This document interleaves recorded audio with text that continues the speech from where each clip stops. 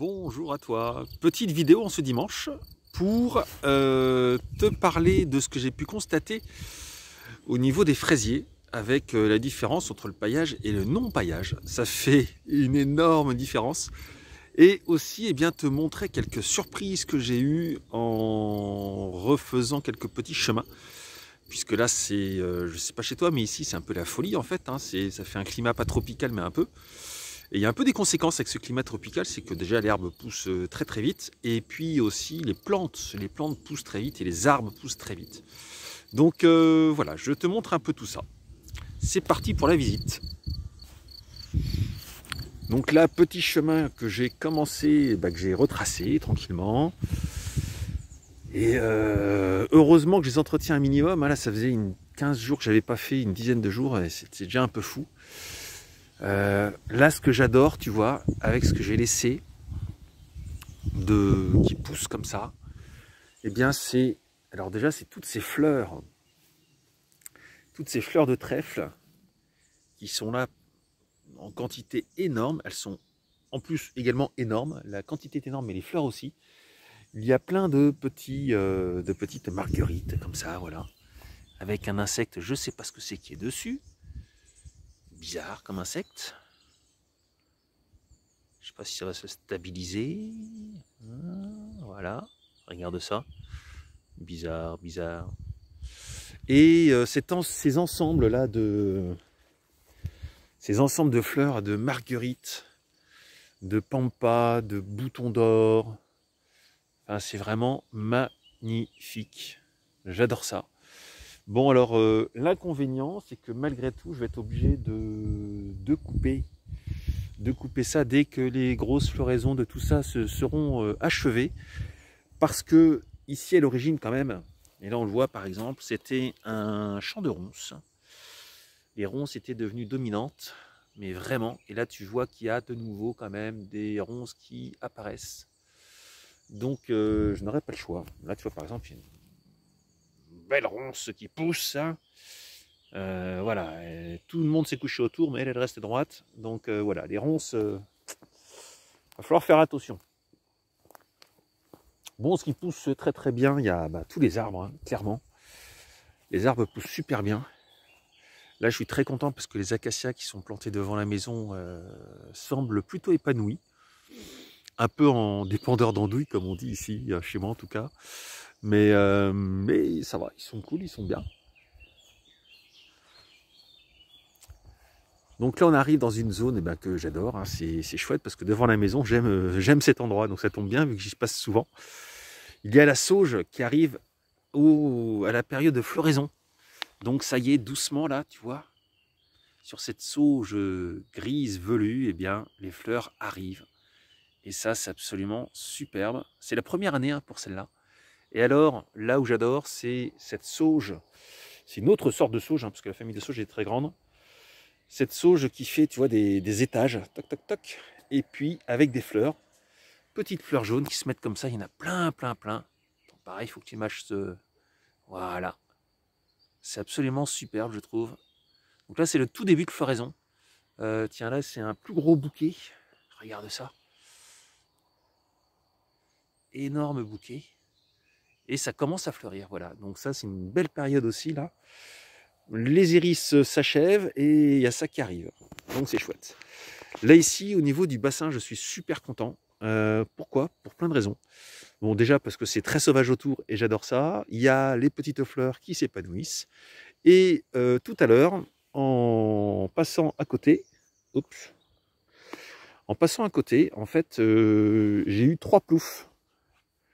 Et j'en ai entendu un, et puis j'en ai vu 2 autres sans arriver à voir les grenouilles.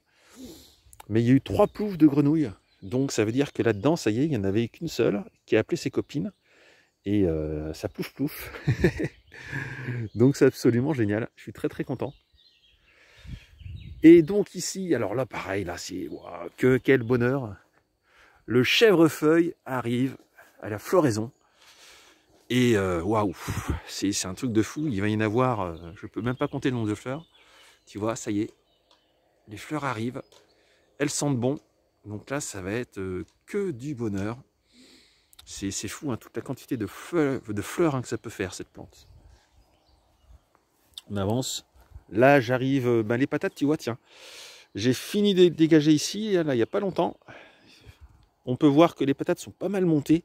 Donc là, il va vraiment falloir que je les bute hein, dans la manière traditionnelle, là, que je remonte la matière au pied. Alors, je vais peut-être ramener de la terre ou faire un mélange terre-herbe séchée, vu que à partir de la semaine prochaine, l'herbe va pouvoir sécher, parce que pour l'instant, c'est pas le cas. Mais ça va être bien comme ça, je pense. Alors, ce qui est très très amusant, que j'ai constaté, enfin amusant, je sais pas. Là, c'est des fleurs, en théorie, et je crains qu'elles n'avortent, parce qu'elles se font complètement manger aussi, comme les plantes. Donc là, finalement, l'avantage, on va dire, c'est qu'elles se sont faites manger, pendant qu'elles se font moins manger. Bon, écoute, ça c'est productif, ça c'est joli. Entre les deux, mon cœur balance, hein, mais écoute, c'est quand même cool que le productif ne soit pas mangé. Et là, juste derrière, tu peux voir la tomate. Et ben les tomates, écoute, elles ne se font pas du tout manger. Elles n'ont pas attrapé le mildiou pour l'instant. Je vais quand même couper les petites branches basses pour qu'elles ne touchent pas le sol. Apparemment, ça aide. Mais c'est bien. Les arbres poussent. Alors franchement, là, c'est un truc de fou. Tu peux voir. Quand je pense que ces arbres-là qui font maintenant, certains 3 mètres, 3 mètres 50, clairement, à l'automne, je vais les raccourcir. Au tout départ, ils étaient petits comme ça, voire plus petits. Et tiens, justement, en fait, dans les surprises que j'ai eues, eh bien, il y a eu un énorme développement de la mûre sans épines. Je l'ai accroché à l'arbre, là. Tiens, tu vois, c'est tout ça. Eh bien, la mûre sans épines, puis là, elle a refait une énorme tige. Regarde ça. Énorme tige comme ça, là. Tac. Donc là, on a la première tige qui était vivante. Et là, une énorme nouvelle tige qui monte, là, en pleine forme. Donc ça fait très plaisir. C'est logiquement une mûre productive et sympathique. Et alors, dans ce qui est assez hallucinant dans le développement, c'est tous les petits, toutes les petites baies. Les framboisiers, voilà. Les framboisiers, ils sont arrivés à mes hanches, voire un peu plus haut. Et ils poussent, waouh, c'est un truc de fou. Certainement que chez toi, ça doit faire ça aussi. Hein, parce que je suis allé voir un ami, là, voisin, et ça fait ça chez lui aussi. Là, pareil, tu vois, là, tous les groseilliers normaux, entre guillemets, puis macro, là, ils ont un développement cette année qui est mais fantastique. Alors bon, il y a eu beaucoup d'eau. Après, il n'y a peut-être pas que ça non plus. Hein. C'est vrai que ça fait 2 ou 3 ans que je les ai implantés, qu'ils ont été nourris au pied. Donc tout ça, ça aide, hein, forcément. Et donc, constat, regarde, là, c'est les fraisiers désherbés et avec un paillage. Et ben, les fraisiers avec paillage, en dehors du fait que je les trouve pas super vaillants, mais voilà, ils ont vraiment reçu un gros coup avec le gel et voilà, donc ils se remettent en santé doucement. Je pense qu'il y aura une deuxième fructification parce que là, elle a été un peu avortée, je pense. Mais là, ça y est, ils reprennent une santé. Donc là, ça c'est paillé. Ben, tu vois, j'ai pas de mauvaises herbes qui poussent clairement, quoi. C'est potentiellement, on va dire, s'il y avait des fraises, ce qui n'est pas le cas, malheureusement. S'il y avait des fraises, elles seraient bien. Et clairement, là, bah, j'ai ma mission. Ça va pas être le plus drôle, mais la mission, bah, ça va être de désherber. Là, tu vois, c'est le tour de la petite serre à finir. Et bien, le tour de la petite serre, tout ça ici, au bord de ce qui est taillé, pardon, comme ça. Là-dedans, il y a des fraises. On va s'en approcher en même temps. Tu peux voir, tu vois que j'avais mis des petits trucs en bois pour définir un peu la fin par rapport à la pampa derrière. Et ben regarde, vu que j'ai pas désherbé et que c'était très très peu paillé. Alors là où c'est un peu paillé, tu vois, parce que là j'avais un peu paillé quand même avec les fougères broyées. C'est moins pire, on va dire. Bon, ça a quand même poussé, hein. Mais on devine, tu vois, quelques feuilles de fraisier au milieu. On en devine. Regarde, tiens, là il y en a aussi, tu vois. Voilà, là on devine quelques petites feuilles de fraisier à gauche, à droite. mais qui se font quand même bien envahir. Là, j'avais moins paillé, ben, tu vois que c'est complètement différent. Il y a de l'herbe qui repousse, c'est la pampa, quoi. C'est fou, quoi. Là, j'avais des fraises ici, hein. Ben là, il n'y en a plus. Enfin, il n'y en a plus. On va regarder ensemble, mais écoute, ah si, tu vois, regarde. Quand on écarte, voilà, pouf, on écarte, on trouve une petite tige, deux petites tiges, voilà. On retrouve quelques feuilles de fraisier. Donc, conclusion, bon, bah, c'est sûr que ça les maintient à la fraîcheur, hein, mais là, le but, c'est qu'ils aient un peu le soleil. Donc, ben, clairement, et là, tu vois, c'est pareil. Toute cette zone-là, à la bordure de ce que je viens de débroussailler, et bien tout ça, en théorie, il y a des fraises au pied, mais c'est la jungle. Ça a repoussé. Tiens, on va voir là, par là. Est-ce qu'on a des fraisiers? Des feuilles qui dépassent. Ouais, regarde, tu vois, tac. Là, on voit une feuille. Là, voilà, tac. Là, il y a le pied de fraisier aussi qui est là, tu vois. Mais tout ça s'est fait complètement envahir. Donc là, j'ai un énorme boulot. Enfin, énorme. En théorie, ça devrait s'arracher pas mal, hein. Mais je vais faire ça et puis pailler au pied parce que sinon, bah, malheureusement, ça va pas être bien heureux.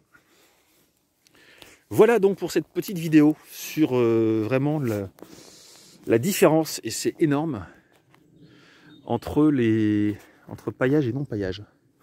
Donc franchement, bon alors c'est un peu valable pour tout, hein, mais pour les fraisiers c'est vraiment ultra valable, ça se voit. Et tiens, regarde, on finit par ça. Belle sauge. Là, elle est magnifique. Pareil, on voit qu'elle s'est bien implantée. Et elle n'a jamais été aussi grosse. Plein de fleurs, ce qui fait que les butineurs sont contents. Et l'autre sauge, aussi belle, avec un peu moins de fleurs, mais très très belle aussi. Ça fait plaisir. Et tiens, non, pour finir, on va finir par l'arbre au faisan. L'arbre au faisan qui se développe. Regarde-moi ça. C'est lui. C'est lui.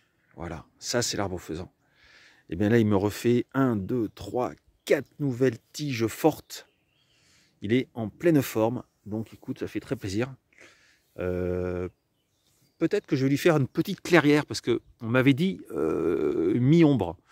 Là, il commence à être vraiment plus à l'ombre, tu vois, parce que là, l'air de rien, le soleil est sorti, on est sous les arbres, sous ma petite forêt, et l'ombre est là. Donc, c'est cool, il fait frais, mais peut-être qu'il aura besoin d'un tout petit peu plus de soleil.